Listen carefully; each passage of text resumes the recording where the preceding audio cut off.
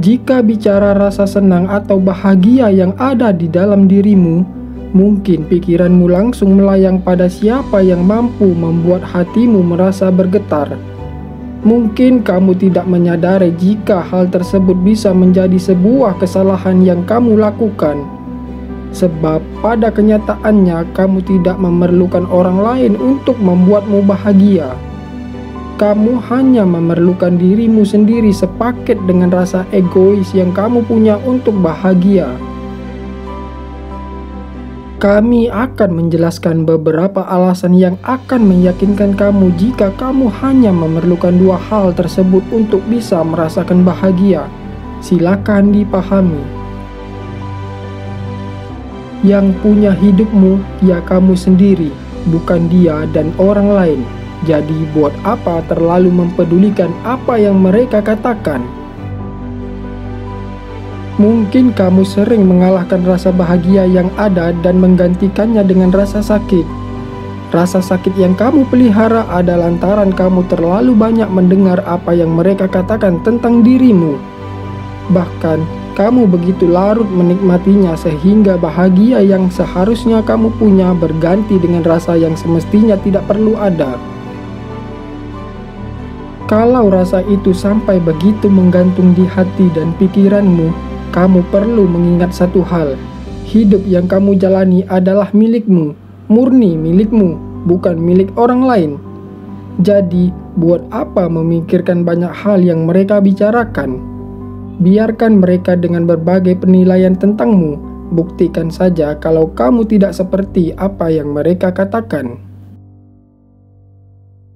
Kamu wajib menyayangi dirimu dulu sebelum akhirnya memutuskan untuk menyayangi orang lain di luar sana.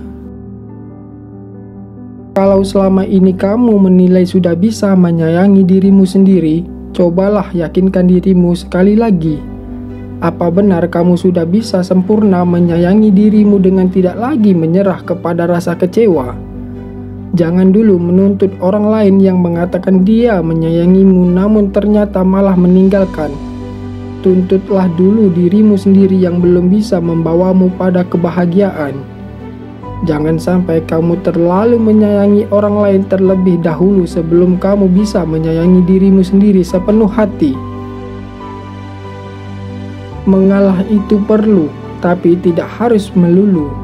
Sesekali tidak mengalahkan bukan berarti kamu kalah, apalagi salah. Untuk mencapai titik bahagiamu, rasanya bersikap egois itu harus kamu lakukan. Salah satunya dengan kamu yang tidak perlu mengalah melulu. Biarlah sesekali orang lain yang mengalah padamu.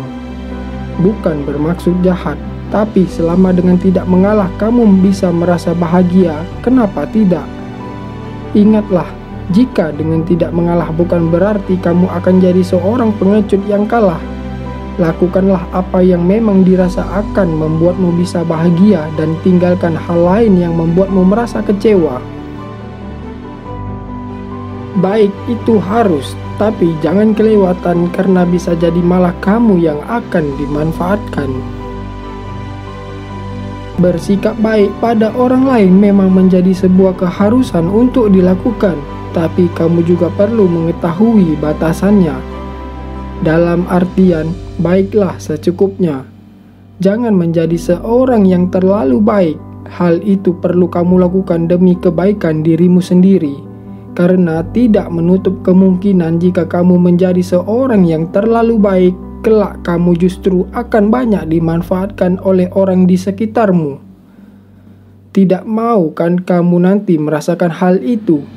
Lebih baik mengantisipasi jauh-jauh daripada harus mengobati.